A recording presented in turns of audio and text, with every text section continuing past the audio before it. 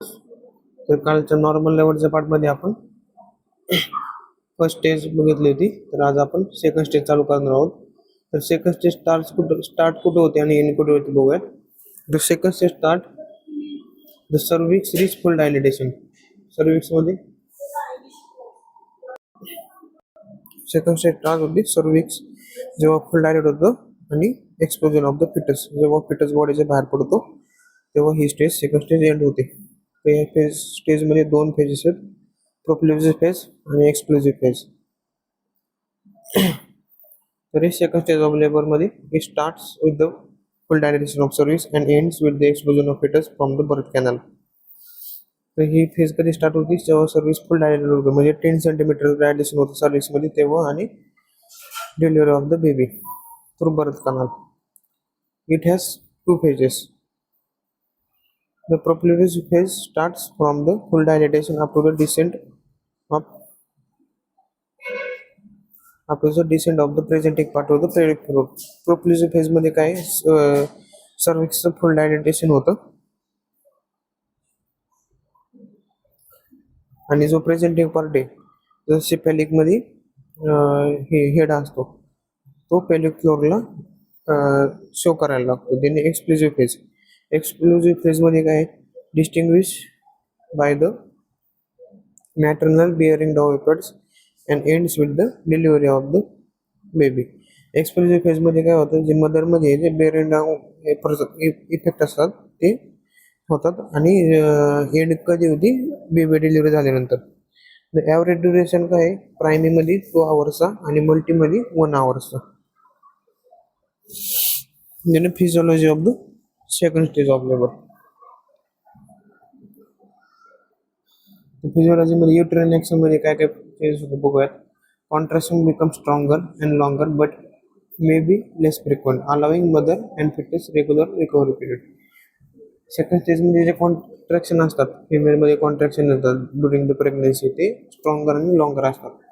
The membrane often rupture spontaneously toward the end of the first stage और during the transition to the second stage. जे membrane असतं ते mostly first स्टेजला rupture होतं, पण काय कारण असतं ते सेकंड स्टेजच्या स्टार्टिंगला पण रप्चर होतं. The consequent drainage of a liquid allows hard round foetal head to directly apply to vaginal tissue and this pressure adds descent. The fetal axial pressure increase flexion of the head. ज्यावेळेस फिटसच्या हेडमध्ये flexion होतं त्यावेळेस जो foetal axial pressure आहे तो increase होतो which result in a smaller presenting diameter. त्याचा result काय असतो, जो प्रेझेंटिंग डायमीटर आहे तो कमी होतो. The more rapid progress and less trauma to both mother and foetus. याच्यामुळे रॅपिड प्रोग्रेस होते आणि ट्रॉमा मदर आणि फिटसला कमी होतो. याने contraction become explosive as the foetus descend further into the vagina. Contraction हे चालू राहतात जो कधीपर्यंत जो फिटस आहे तो व्हाजायना मध्ये येत नाही तोपर्यंत. The pressure from the presenting part stimulate nerve receptor in pelvic floor system as the Ferguson reflex and the women experience the needle to push. जो प्रेशर पडतो प्रेझेंटिंग पार्टवरती जे नर्व रिसेप्टर आहेत ते पेल्विक फ्लोरला असतात त्यांना आपण फॉर्ग्युसन रिफ्लेक्स बोलतो reflex. And women experience the need to push. आणि वुमेनला असा एक्सपिरियन्स होतो की आपण पुश करतोय बेबीला पुढे. The mother respond is to employ her secondary powers of explosion by contracting her abdominal muscle and diaphragm. तर ह्याच्यामध्ये मदरला असं एक हे होतं की ॲबडॉमिनल मसल जे डायफ्राम ती एक्सप्लोजन करते. ठीक आहे. नंतर आहे soft tissue displacement. As the hard fetal head descend the soft tissue of the pelvis become displace. जे पेल्विक मधले काही सॉफ्ट टिश्यू आहेत ते डिस्प्लेस होतात. तर कोणते अँटेरियरली ब्लॅडर डिस्प्लेस होतो, पोस्टेरियर रेक्टम डिस्प्लेस होतो, देन लॅव्हेटरी आणि मसल्स आहेत ते डिस्प्लेस होतात आणि पेरिनियल बॉडी डिस्प्लेस होते. The foetal head become visible at the vulva advancing each contraction and residing between the contraction will until the crowning takes place. Head is then born. जे foetal head आहे ते उलवामध्ये visible होतं, त्यावेळेस contraction आणि जे चालू राहतात आणि कॉन्ट्रॅक्शन जेव्हा क्रॉनिंग स्टेजला येऊन होतात तोपर्यंत कॉन्ट्रॅक्शन चालू राहतात वेदरमध्ये आणि क्राउनिंग नंतर बेबीचं हेड आहे ते डिलिव्हर होतं. The shoulder and body follow the next contraction and accompanies by the gush of amniotic fluid and sometimes blood. म्हणजे बाकीचे हेड नंतर शोल्डर आणि बॉडी आहे ते कॉन्ट्रॅक्शन त्याच्यामध्ये कॉन्ट्रॅक्शन होतं आणि त्याच्याबरोबर अम्निओटिक फ्लुइड आणि काही अमाऊंटमध्ये ब्लड हे बॉडीचे बाहेर पडते.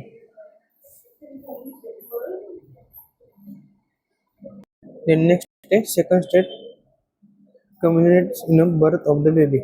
सेकंड स्टेट कम्प्लीट कधी होती? जेव्हा बेबीला आपण बर्थ देतो तेव्हा कम्प्लीट होते. देणे presumptive signs of the second stage of the labour. कोणते कोणते presumptive signs second stage of labour मध्ये आपल्याला बघायला भेटतात? The explosion of uterine contraction होतं, रप्चर ऑफ फोर वॉटर आणि हँड वॉटर बघितलं होतं आपण फर्स्ट स्टेजमध्ये, त्यातलं रप्चर होतं फोर वॉटरचं. Dilatation and gaping of anus, dilatation किंवा आणि गॅपिंग होते अॅनसमध्ये. Appearance of the rhomboid Michaelis show होतो, appearance of the presenting part. Second stage ends with the delivery of the baby. The next stage third stage, त्याला आपण placenta stage बोलतो. Third stage कधी start होती? Delivery to the child आणि end कधी होती? Explosion of the placenta मध्ये end होती. The third stage begin after the explosion of the fetus and ends with the explosion of the placenta. तर third stage चालू कधी होती? बेबी डिलिव्हरी झाल्यानंतर आणि एंड कधी होती? प्लासेंटाचं पण डिलिव्हरी झाल्यानंतर. It also involve the control of bleeding. ह्याच्यामध्ये आपण कंट्रोल ऑफ ब्लिडिंग सुद्धा करतो. The third stage lasting more than 30 minutes should be considered abnormal. Third stage ही दोन्हीमध्ये प्रायमरीमध्ये आणि मल्टीग्रॅव्हिडामध्ये पण 30 minutes एवढी असते. Physiology of third stage. This stage begins immediately after the delivery of the foetus. ही स्टेज बेबी डिलिव्हरी झाल्यानंतर लगेच स्टार्ट होती and involve in the separation and explosion of the placenta. आणि ह्यामध्ये आपण सेपरेशन आणि एक्सप्लोजनमध्ये प्लासेंटाला बाहेर काढतो. अँड मेम्ब्रेन्स आणि काही membranes involving the separation, descent, explosion of the placenta and membranes and control hemorrhage from the placenta side. आणि याच्यामध्ये आपण जे हिमोरेज म्हणजे ब्लिडिंग होणार आहे थ्रू प्लासेंटा साइड ते कंट्रोल करतो. The third stage usually list between the 5 and 15 minutes, but any period up to 30 minutes is considered to be within the normal limit. ही थर्ड स्टेजचा टाइम लिमिट सांगितलं यांनी 5 ते 15 मिनिटं हा नॉर्मल असतो, बट काही पिरियडमध्ये काही कंडिशनमध्ये ही स्टेज 30 minutes पर्यंत जाते. 30 minutes पर्यंत गेल्यावरती आपण तो सुद्धा आपण एक नॉर्मल लिमिटमध्ये कन्सिडर करतो तो time limit. Then mechanical factor. As the newborn is born, the uterus spontaneously contracts around the its diminished content. ज्यावेळेस न्यूबॉर्न हा बॉर्न होतो त्यावेळेस लगेच युटरस हे कॉन्ट्रॅक्ट होतं.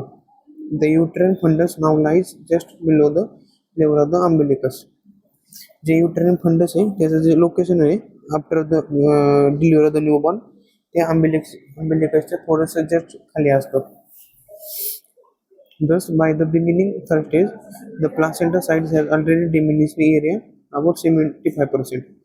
As this occurs, the placenta becomes compressed and the blood in the intervallar space is forced back into the spongy layer of the deciduum basilis.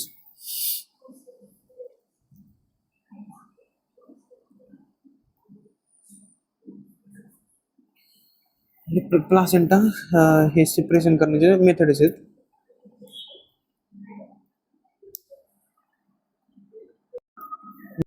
Schultz method. The Schultze method काय आहे? The Schultze method मध्ये centrally Schultze method usually begin centrally so that the retroplacental clot is form. The Schultze method ही कुठून begin होती? Centrally, आणि त्याच्यामध्ये काय होतं? रेट्रोप्लासेंटल क्लॉट हा तयार होतो.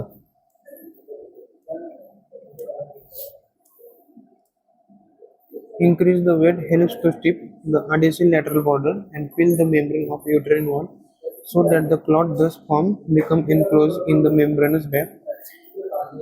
As the placenta descends, the fetal surface first. The process of separation is associated with the more sharing of both placenta and membrane and less blood loss. ही जी प्रोसेस सेपरेशनची ही कसं बरोबर असोसिएटेड असते बोथ प्लासेंटा आणि membrane बरोबर त्याच्यामुळे ब्लड लॉस हा कमी होतो. देन नेक्स्ट मेथड आहे Matthews Duncan method. The placenta may begin to separate unevenly at one of the lateral border. स्विस मेथड मध्ये सेंट्रली प्लासेंटा हे होतो सेपरेट होतो आणि मॅथ्यू डुंकन मध्ये लॅटरल बॉर्डर्स मधून सेपरेट होतो. The blood escape so that the separation is aided by the formation of the retroplacental clot. The placenta descends slipping sideways maternal surface first. The placenta descend होतो slipping होतो साइडवेजनी आणि नंतर maternal सरफेसनी. This process takes longer and is associated with the ragged, incomplete explosion of the membrane and high blood loss. He process आहे ही जी process आहे Matthew डुंकन method ही longer आहे. ह्याच्यामध्ये incomplete explosion होतं मेंबर्सचं म्हणजे मेम्ब्रेन्स हे कम्प्लिटली मदरच्या मधून बाहेर पडत नाहीत आणि या मेथडमध्ये ब्लड लॉस होण्याचे जास्त चान्सेस असतात. पहिले डुंकन मेथड नंतर स्लुईस मेथड.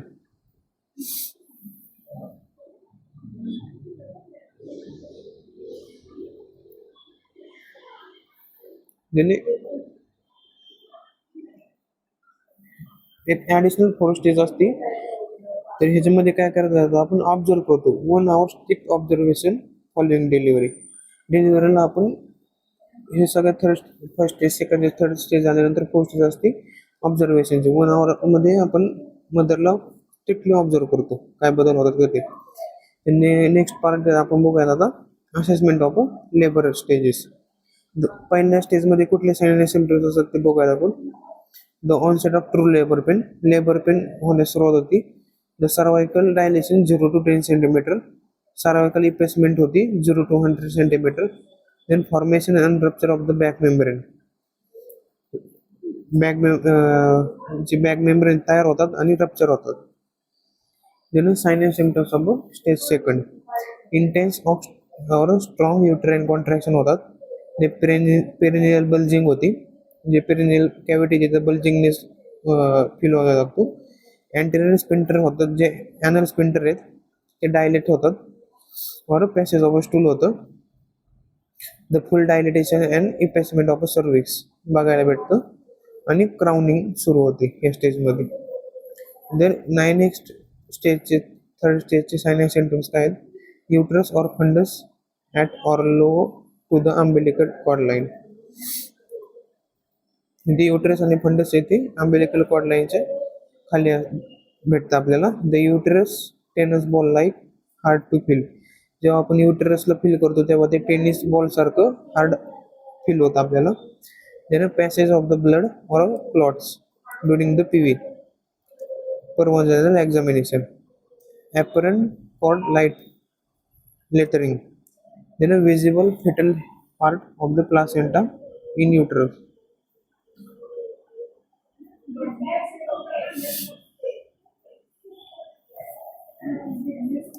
Nursing management आहे. नर्सिंग मॅनेजमेंट मध्ये the असिस्टमेंट and care during the normal labour. First stage मध्ये काय काय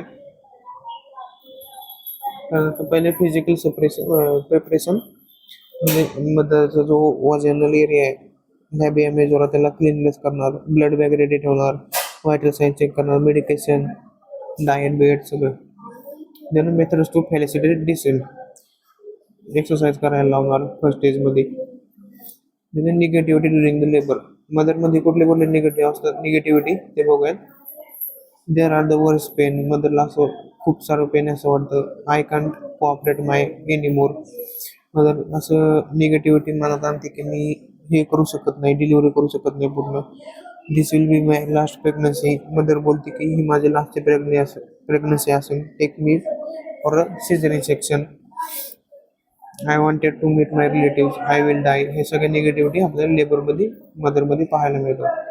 त्यांनी सायकोलॉजिकल प्रिपरेशन काय करणार, ह्याच्यामध्ये दाखवले बघा, नर्स, पेशंट आणि नर्स. नर्स काय बोलते, you are doing fine, labour is suppose to be strong, it is too strong, I am scared, असं पेशंट बोलतो. तर या ठिकाणी नर्सचं काय काम असतं, सायकोलॉजिकली आणि इमोशनली सपोर्ट द्यायचा पेशंटला. त्याने डाएटमध्ये, प्री लेबरमध्ये कुठला डाएट, लाईट फुल डाएट, म्हणजे हलका फुलकं पण फुल जेवण करायला लावायचं.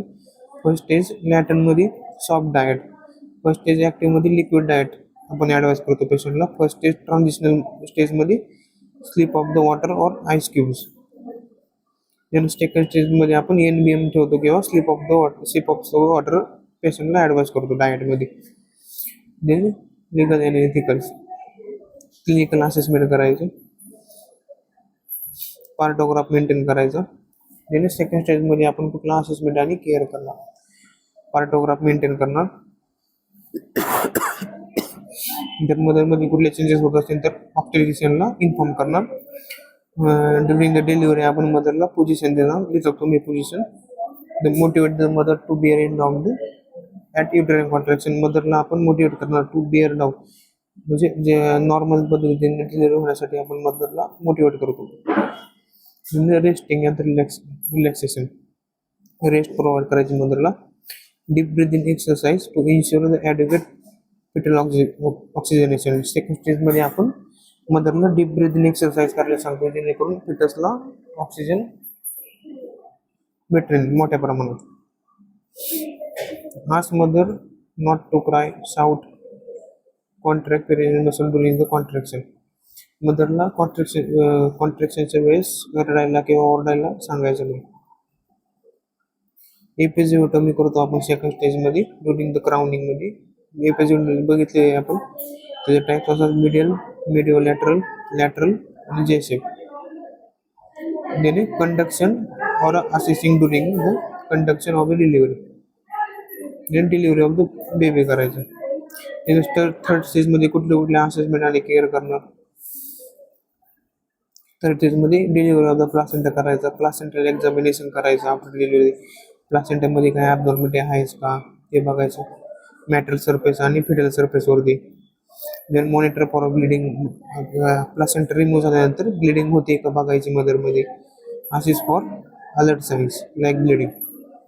देन फोर्थ स्टेजमध्ये आपण कुठल्या असेसमेंट आणि केअर करणार, ऑब्झर्वेशन करणार पेशंटला, व्हायटल सायन्सचे पॅरामीटर्स त्यांना असेस करणार, report any deviation and treat accordingly. आणि कुठलं पण याच्यामध्ये डिव्हिएशन दिसत तर रिपोर्ट करायचा आणि त्याच्यानुसार आपण त्याला ट्रीटमेंट प्रोव्हाइड करायची पेशंटला. तर या ठिकाणी आपला हा नॉर्मल लेबर चॅप्टर संपला. लेबरवरती एक तरी क्वेश्चन एक्झाममध्ये असतो म्हणजे असतोच. प्रत्येक स्टेजचं तुम्हाला फिजिओलॉजी विचारणार किंवा मॅनेजमेंट विचारणार किंवा असिस्टमेंट आणि केअर विचारणार. ठीक आहे, थँक्यू.